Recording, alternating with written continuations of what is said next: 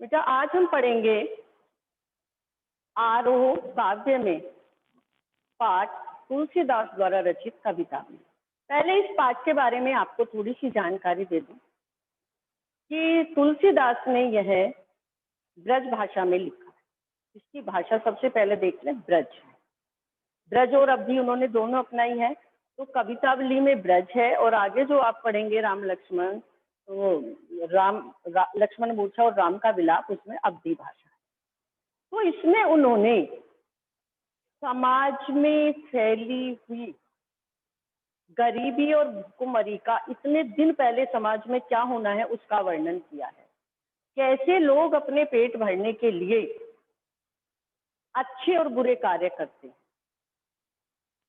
किस तरह एक किसान के पास खेती नहीं है, मजदूर के पास काम नहीं है, किस तरह लोग परेशान हैं, और इन सब से मुक्त होने का उपाय तुलसीदास ने केवल श्री राम की भक्ति बताया है कि श्री राम की भक्ति के द्वारा ही हम इस दरिद्रता, इस भुखमरी, समाज में फैली हुई आर्थिक स्थिति में सुधार ला सकते।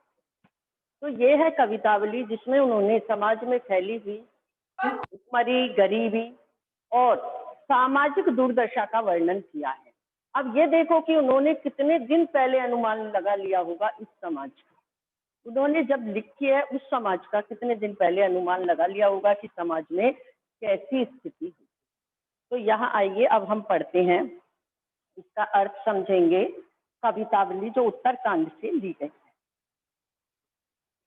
किसबी किसान कुल बनिक भिकारी भाट, चाकर चपल नट चोर चार चेट की, पेट को पढ़त गुण गढ़त चढ़त गिरी, अटत गहन गन अहन अखेत की, ऊंचे नीचे करम धर्म अधर्म करी, पेट ही को पचत बेचत बेटा बेट की, तुलसी बुझाई एक राम घन श्याम ही ते, आगे बढ़वानी ते बड़ी है आग की।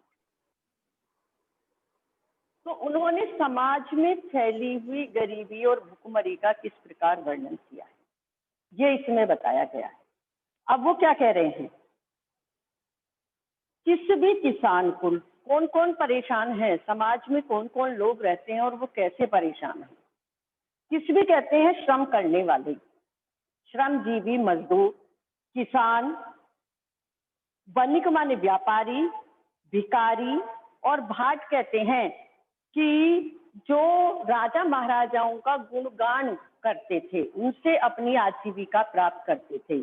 आपने देखा होगा कि राजा महाराजाओं के सोते समय, जगने से पहले जो भाट लोग होते थे वो कविता कुछ ना कुछ गाकर उन्हें जगाते थे, उन्हें कहते थे भाट, राजाओं का गुणगान करने वाले। तो किस भी श्रमजीवी या मजदूर, किसान, व्यापारी, भिकारी और राजाओं का गुणगान करने वाले, नौकर चाकर मायने नौकर, चपल नट चतुर नट, चोर चार, और चेटकी मारे बाजीगर। अब ये सब क्या क्या कार्य करते हैं अपने पेट को भरने के लिए। पेट को पढ़त, अलग अलग तरह के कार्य करते हैं। ये अपने पेट को भरने के लिए ही तो कुछ पढ़ते हैं, कुछ लोग तो पढ़ाई करते हैं, पढ़ते हैं ताकि वो आजीविका कमा सके और अपना भरण पोषण कर सके। पेट की आग को बुझाने के लिए ही पढ़ते हैं। गुण गढ़त, गुणों को ग्रहण करते हैं। चढ़त गिरी, आकाश, गिरी माने पर्वत, पर्वत तक पर चढ़ जाते हैं। अटत, अटत माने घूमना, गहन वन माने घने जंगलों में घूमते रहते हैं। अहन अखेत की माने शिकार करना, और शिकार करते हुए घने जंगलों में घूमते रहते हैं। ऊंचे ऊंचे नीचे कर्म करी, अपने पेट को भरने के लिए अच्छे, ऊंचे नीचे माने अच्छे और बुरे कर्म करते हैं। धर्म अधर्म करी, धर्म और अधर्म के कार्य करते हैं। पेट ही को पचत, पेट ही को पचत माने भरने के लिए बेचत बेटा बेट की, अपने बेटे और बेटी तक को बेच देते हैं। इस पेट को भरने के लिए अच्छे बुरे धर्म अधर्म के कार्य करते हैं और अपने बेटे और बेटी तक को बेच देते हैं।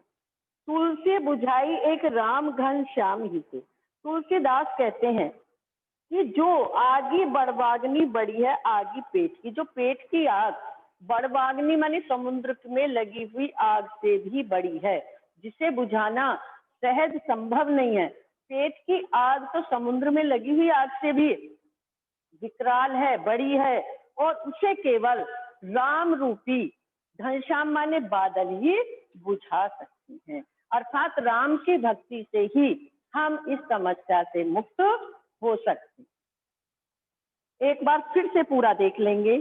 यहाँ पर है समाज में फैली हुई गरीबी, भुखमरी, आर्थिक दुर्दशा का उन्होंने वर्णन किया है, और साथ में ये संदेश भी दिया है कि हम केवल राम की कृपा से ही, राम की भक्ति से ही इससे उबर सकते हैं।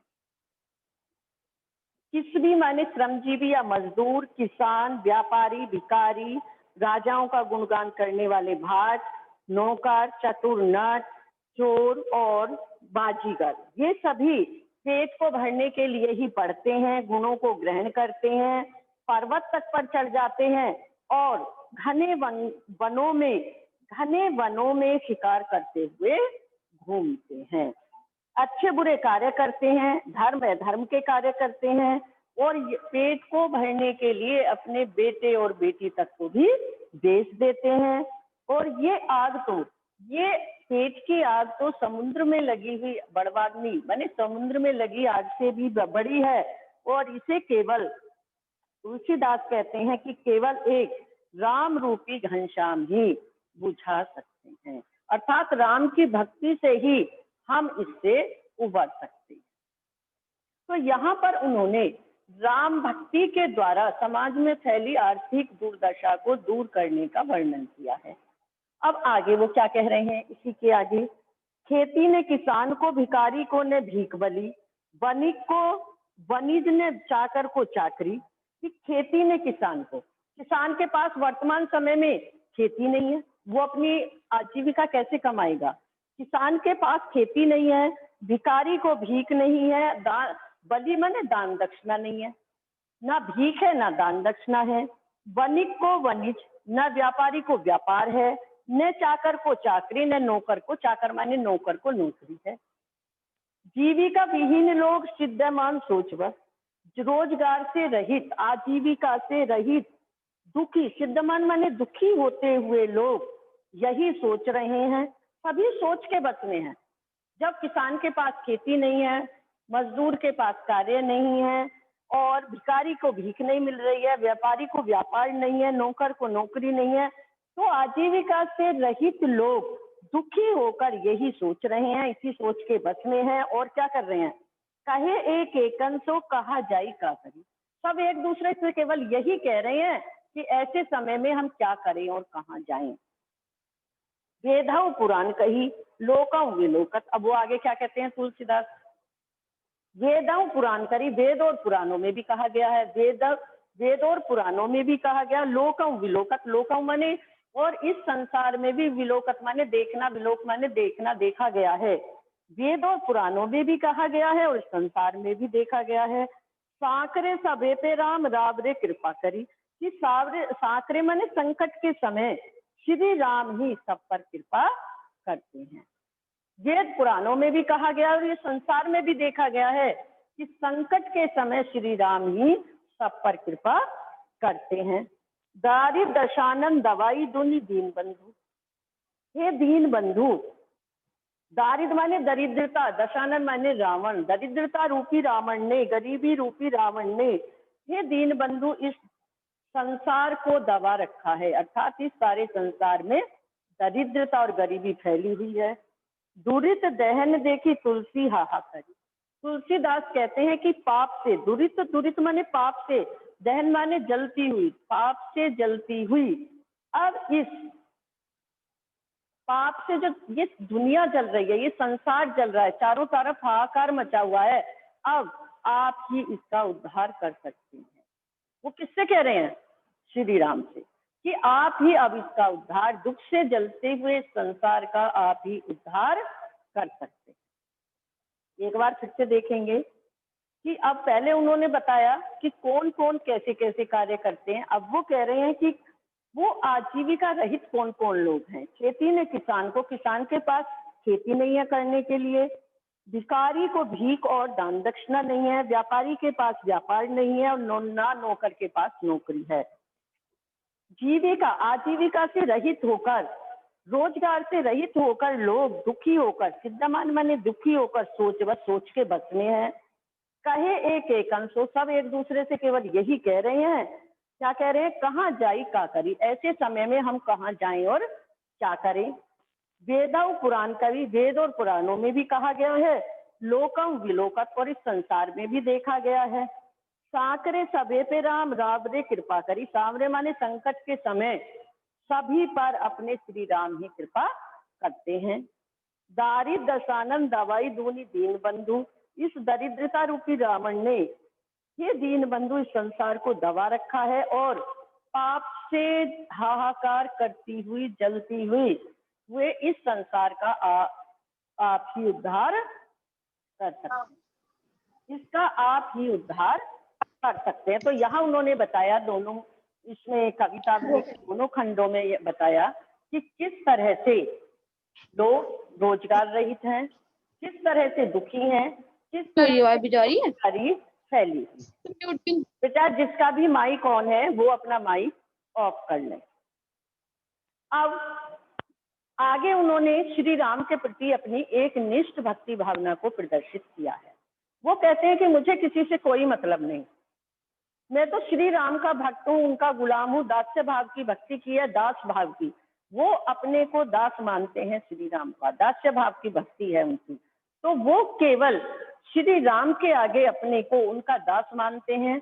वो आगे क्या कह रहे हैं? धूत कहो अवधूत कहो, रजपूत कहो जुलाहा कहो, चाहे तो धूत माने शैतान, चाहे तो मुझे कोई शैतान कहे, अवधूत माने सन्यासी, चाहे मुझे कोई सन्यासी कहे, अर्थात चाहे कोई मुझे बुरा कहे या कोई मुझे अच्छा कहे।